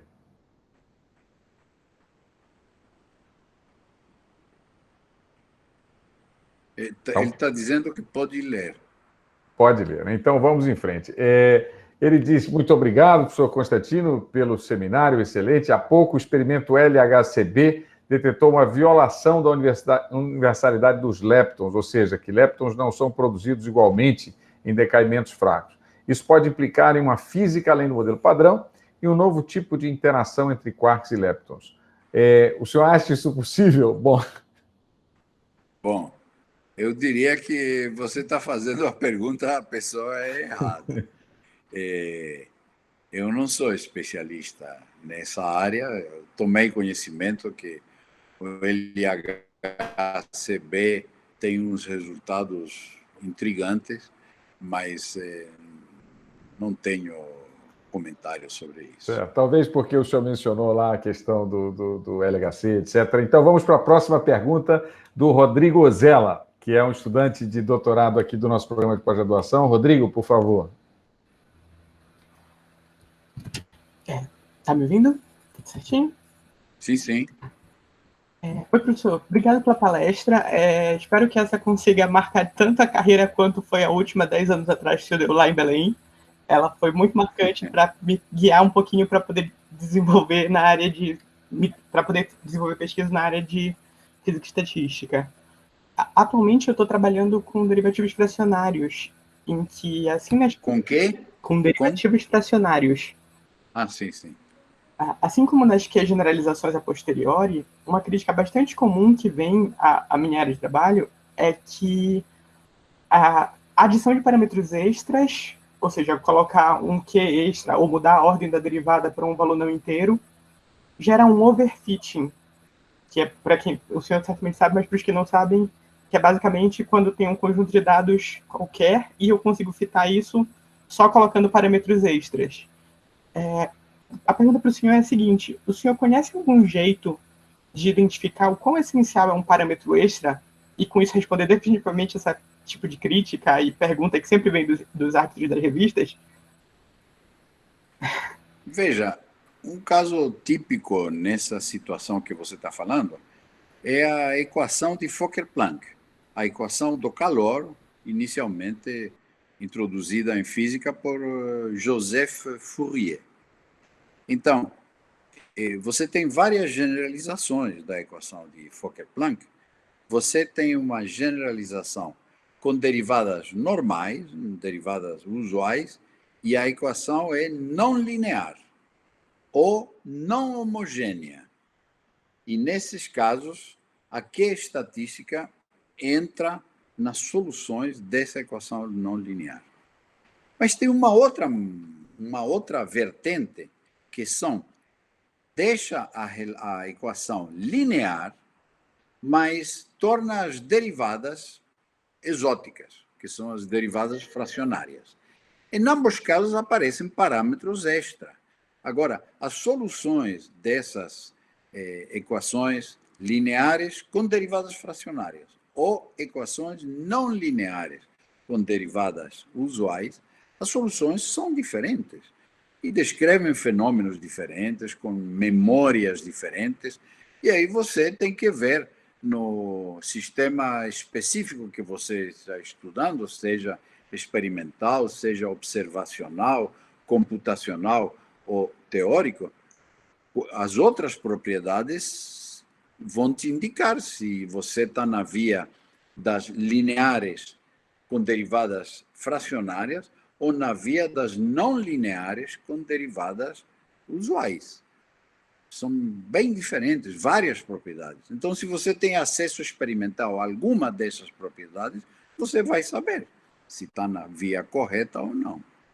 Sobretudo se experimentalmente, isso é muito bonito quando é possível, você consegue controlar o índice Q na não linear, fazê-lo variar experimentalmente, ou as derivadas alfa nas fracionárias, se você consegue variar experimentalmente esse valor alfa. Aí é muito bonito e o resultado é convincente. É isso que eu comentaria para a tua pergunta. Entendi, obrigado. Resposta no experimento, como sempre, né? Claro. Muito obrigado, Ozella, pela sua pergunta. Obrigado, professor Constantino, pela sua resposta. Na sequência, temos aqui uma pergunta do Pedro Rosa, se foi identificado corretamente, é da FATEC de Tatuí, de São Paulo. Pedro, você quer fazer a pergunta você mesmo ou você prefere que eu leia? Eu posso fazer sim, professor. Pois não. Muito obrigado, professor Luiz Carlos. Desculpa a insistência aí em tentar entrar na reunião. O professor de Sales me mandou um meeting, só que eu não vi que tinha que fazer a inscrição. Como eu tinha uma reunião às 10h30, eu falei, vou tentar entrar rapidinho, desculpe aí a insistência, Sem mas depois problema. fui aceito. Obrigado, professor de Sales. A minha pergunta é, como meu campo de pesquisa é investigação histórica, e eu fiz uma tese de doutorado investigando, de certa forma, a parte do éter na termodinâmica, o que me intriga é que, ao ler a tese original do Boltzmann em 66, ele abandona o éter, entre aspas, sem justificar. Eu ainda não entendi isso historicamente, por que ele abandona. No entanto, em 1912, após participação no Congresso Solvay, o Poincaré, ele volta a falar no final do artigo dele de 1912, foi o último artigo que o Poincaré fez em vida, um artigo científico, ainda tentando explicar as colisões, as moléculas, tal, a partir do éter. Em tese, o Poincaré, ele aceita, em 1892, a teoria do Boltzmann, mas em 1912, nesse artigo, ele critica, fala, olha, tem problemas, a estatística do Boltzmann não está realmente correta. Eu gostaria de saber, após essa fala, se o éter foi totalmente abandonado na termodinâmica, principalmente a do Gibbs e do Boltzmann, e se há espaço para essa entidade voltar à estatística não extensiva. Obrigado, professor. Claro. Bem, a questão do éter é uma questão que tem a ver com mecânica, com eletromagnetismo. A mecânica estatística é teoria de probabilidades dentro da mecânica ou dentro da mecânica do eletromagnetismo, dentro da relatividade, dentro da mecânica quântica. É acrescentar teoria de probabilidades a essas áreas. Se nessas áreas aparece com fundamento um conceito de éter, a mecânica estatística terá que aplicar teoria de probabilidades a esse conceito. Mas você não vai conseguir saber se esse conceito é válido ou não no âmbito da mecânica estatística, mas no âmbito da mecânica ou do eletromagnetismo onde você está trabalhando. É isso que eu posso dizer. Agora, em relação a que o Henri Poincaré talvez tenha dito que a teoria de Boltzmann estava errada, não sei exatamente em que contexto ele disse isso, mas todos nós sabemos que a mecânica estatística de Boltzmann-Gibbs está certa, certíssima. Somente não é universal, como às vezes é erradamente ensinado nos cursos de pós-graduação. Só corrigir. Mas ela, onde ela se aplica, ela está certíssima.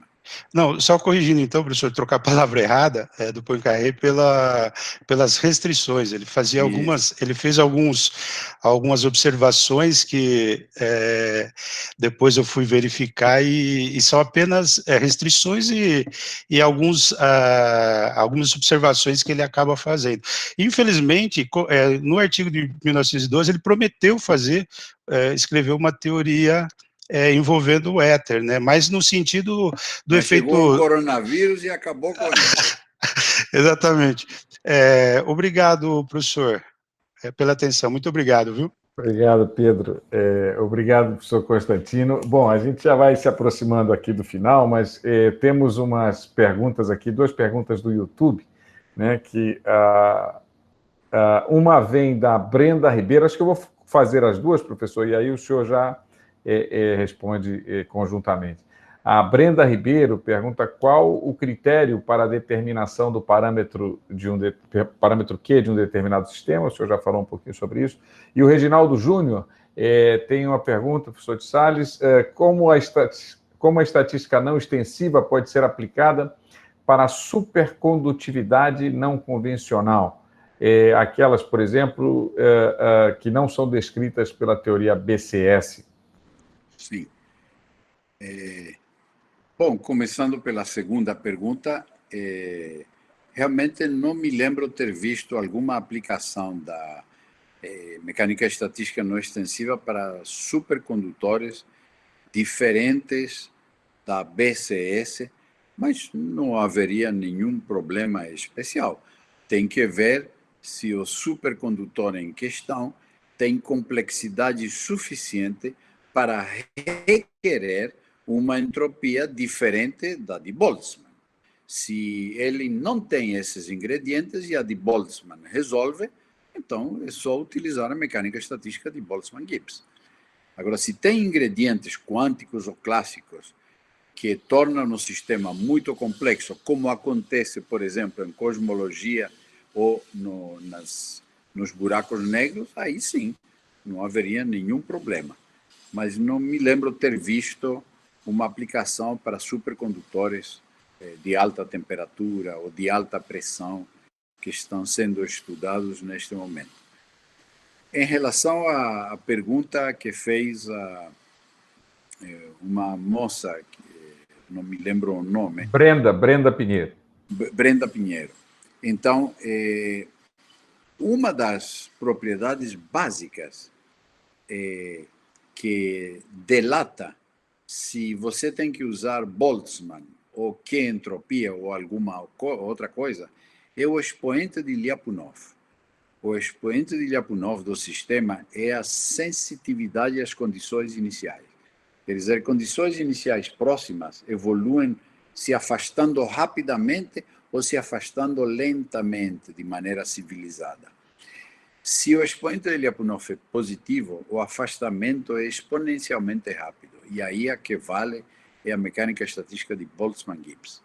Agora, quando o expoente de Lyapunov é zero, aí abre espaço para várias estatísticas, mas, como respondi para o Nelson Studart, por alguma razão não totalmente clara, a que quase sempre aparece é a que estatística, não as outras. Tem alguns exemplos das outras, mas são bem raros. Então, a frequência é bem diferente. Você olhando, se o expoente de Lyapunov do teu sistema é zero ou positivo, você já fez um grande passo para decidir qual estatística você deve usar. Ok, muito obrigado, então, Brenda e Reginaldo, por suas perguntas pelo YouTube. Professor, tenho certeza que há mais perguntas, mas já nos aproximamos aqui das 2 horas, tá certo? Realmente eu queria dizer que foi um final de manhã inspirador, uma palestra excelente, pelo que realmente eu peço a todos que liguem novamente seus microfones. Temos aqui ainda 50 pessoas para agradecer mais uma vez pela sua excelente palestra. Obrigado, professor. Obrigado, professor.